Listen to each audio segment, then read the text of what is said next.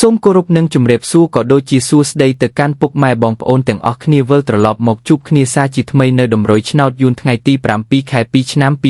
2026 ហើយថ្ងៃនេះដែល Admin បានរៀបចំតម្រុយរួចរាល់សម្រាប់បងប្អូនយកទៅលេងកម្សាន្តនៅម៉ោង 4 និងម៉ោង 6 តែមុននឹងចូលទៅកាន់តម្រុយ Admin ក៏សូមឲ្យពុកម៉ែបងប្អូនជួយគាំទ្រ Admin តាមរយៈការ Follow និងចុចមេដៃឲ្យ Admin ដើម្បីជាកម្លាំងចិត្តឲ្យ Admin ធ្វើតម្រុយចែកជូនបងប្អូនលេងកម្សាន្តបន្តទៀតតោះបងប្អូនយើងចូលទៅកាន់តម្រុយទាំងអស់គ្នា